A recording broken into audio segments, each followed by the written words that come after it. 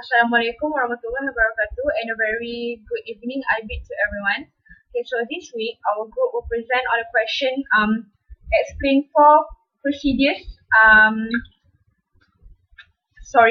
explain four procedures of collection, keeping and payment of public money as stipulated in the treasury instruction. Okay, so first of all I would like to introduce my group member. So my name is FATIN UMMIRA binti Abdul Karim. My name is HANIM I'm Nurfatin IZZATI. My name is SYAZWANI binti Muhammad Kamal. And my name is SYAFINI binti Abdullah. Okay, so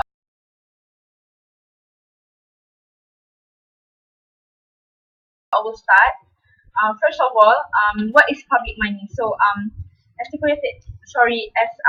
defined by Collins Dictionary, public money is the money that has been collected by the state, usually through taxation. So, the government, who is the one who is responsible in collecting those money later, need to spend them as being stipulated in the Laws of Federation (FC) and also based on the Laws of Malaysia Act 61, Financial Procedures Act 1957. So, in which the purpose of this act is to serve and provide for the control and management of the public finances in Malaysia, and for financial and accounting procedures, including procedure for the collection, custody, and disposal of public property other than land of the federation and of the states, and for matters connected therewith. So this act guiding the treasury instruction, or we call it as Arahan Perbendaharaan, for the purpose of assisting the right procedures involving in collecting, keeping, and payment of the public money. So namely, there are four processes involved as follows.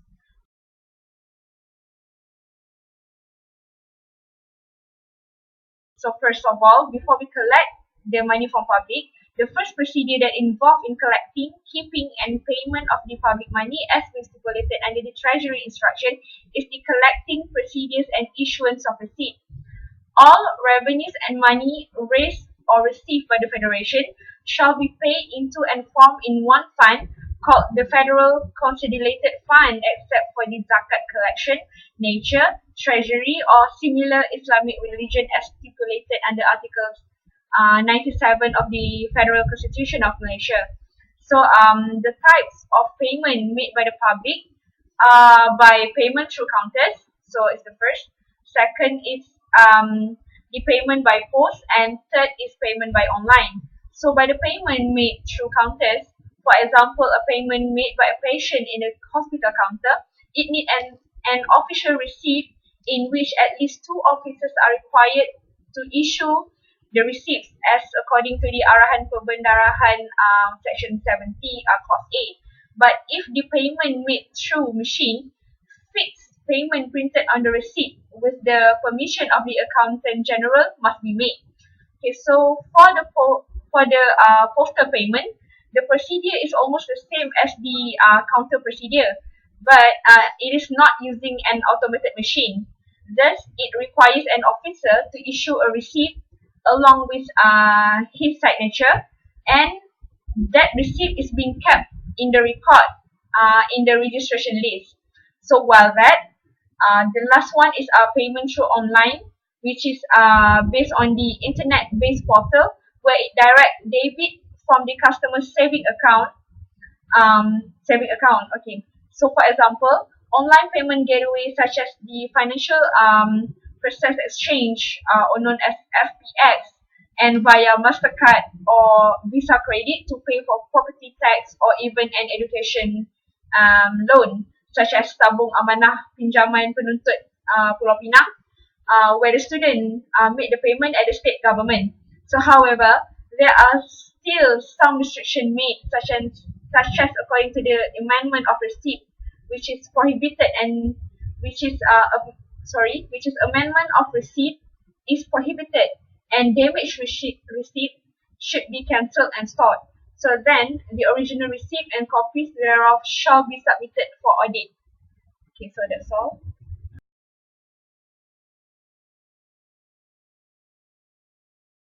Next, the next procedure is collection. Collection of revenue involving two forms. that is based on invoice and also based on revenues without bills, such as purchase of tender document. In collecting public money, it can be done manually or also electronically, that is using online, just like what my friend has been explained just now. Collection of public money also can be made through check or foreign currency. According to section 60 of Arahan Pembendarahan, official receipt should be shown during the transactions of the payment of the collections as a proof of the money received. And according to section 63 of Arahan Pembendarahan, receipt should be written using two-sided carbon paper.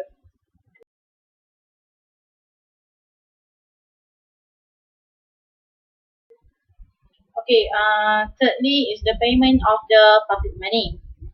In this payment, there are two warrants that have been issued, whereby the general warrant and the allocation warrant. The general warrant is an order that has been signed and issued by the Minister of Finance or Treasury to the Accountant General with the approval by the Parliament from the consolidated fund to withdraw the specific number of money in order to meet the expenditure of operating and development of that financial year. And the total amount for the operating and development will be put in the different warrant. While allocation warrant is an order being issued by the controlling officer of department or public agencies to the responsibility centres that give him an authorization to spend the money which had been approved by the parliament, and the record of the money flow would be kept. Okay, next, the responsibility person would submit the quarterly of the financial report statement to the controlling officer. Furthermore, the treasury or the small treasurers should request from the responsibility central RC who issue the money required using the prescribed form, and the vouchers would be certified by the signing from the controlling officers, whereby the names of the two officers appointed by it will receive the money.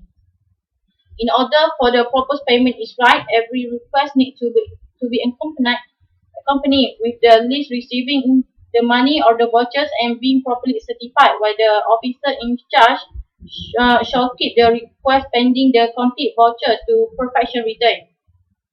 There are several payments that shall be maintained in all offices and need to show details of all cash and checks upon issue, for instance the number of vouchers, property description, detail of check or cash, and others. However, the payment must be made within the 21 days or the vouchers need to be returned back to the treasury.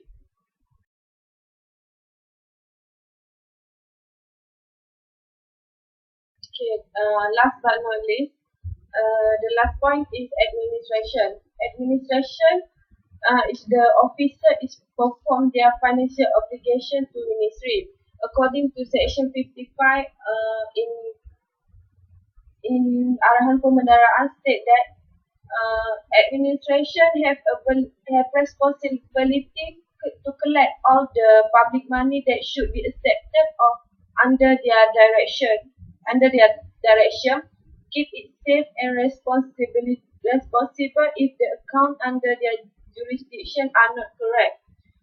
The example of function in administration is emergency experience. In an extraordinary situation where it appears to the interest of the public service that the expenditure should have been done immediately, was no provision for such expenses and no time does not allow for approval in accordance with the usual ways. An employee can do own responsibility expense but shall notify the Secretary General of the State Treasury or financial officer with official guard a written report describe the reason which lead to divide from the normal procedure. Habits such as payment show responsibility to intrust to fund own account on behalf of the employees themselves. Approval of Chief Secretary shall be obtained prior to the adjustment of advance made.